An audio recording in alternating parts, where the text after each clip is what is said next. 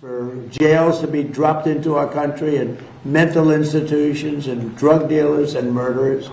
Think of it, 11,888 murders come into our country. Nobody even talks to them about it, right? We got a lot of them out because of, you know why? Because of ICE, which they don't want to fund. They're defunding our police. When they defund ICE and with Border Patrol and Secret Service, they're defunding our police. The same thing as they're doing with an officer on the street corner. So why the Republicans Senate doesn't just sit in there and just do it and take a negative vote and do it again and again like the Democrats do. They go again and again. The war power.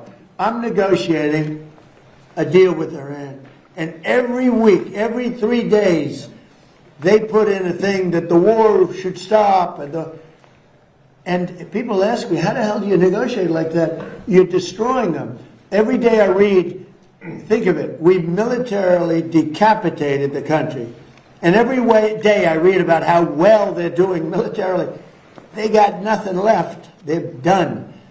And yet I read in the New York Times, I see in that stupid CNN, which I only watch because you have to watch a little bit of the enemy. So I watch it for a very short period. But you have to be smart. And if you see CNN, you'd think they're winning the war. If you read the New York Times, it's actually seditious, in my opinion. You read the New York Times, you actually think they're winning the war.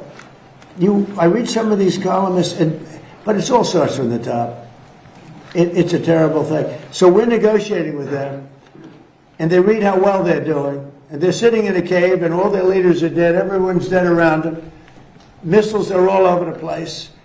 They have no Navy, they have no Air Force, they have no nothing. We can fly right over the middle of Tehran without being shot at because they have no anti-aircraft. They have nothing. And they're reading that they're winning the war. They're trying to figure it out.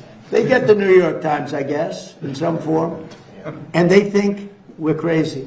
But, you know, I'm supposed to be negotiating, and they make you negotiate from weakness, not strength.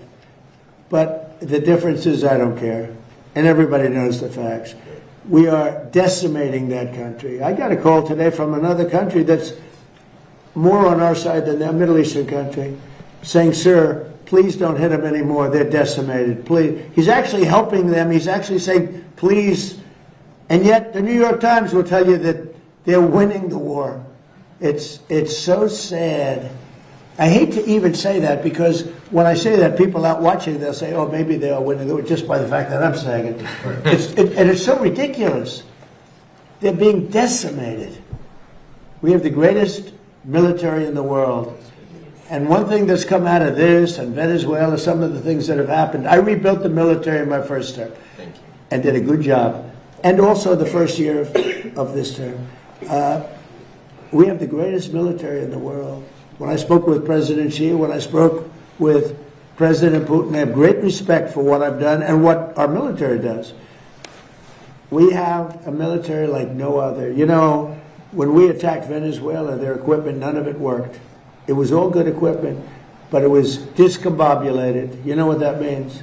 They pressed the buttons and nothing happened. They said, what the hell's going on? They heard that weird buzzing sound from way up high. It's amazing how great our military is. And for us to read, it's like the B-2 bombers right there. Late at night, 8 months ago, they went into Iranian territory, and Iran was waiting for them. And they were firing at the wrong targets. They were firing at their planes, but they didn't see them. And with no moon, dark at night, they dropped each plane at 2 bombs, 14 bombs. Every one of those 14 bombs went right down an air chute. Think of it. They followed the beam right into the chute. And every single one of those bombs, very powerful, 200,000-pound bombs, every one of those bombs went right down an air chute. Late at night, think of it, late at night with no moon, you couldn't see a thing. They put those, and they went into territory. All of a sudden, I was watching. They got faster. Then they go like that because the bombs go faster when they head down. I wouldn't want to head down. I'd head up. I'd want to get the hell out of there.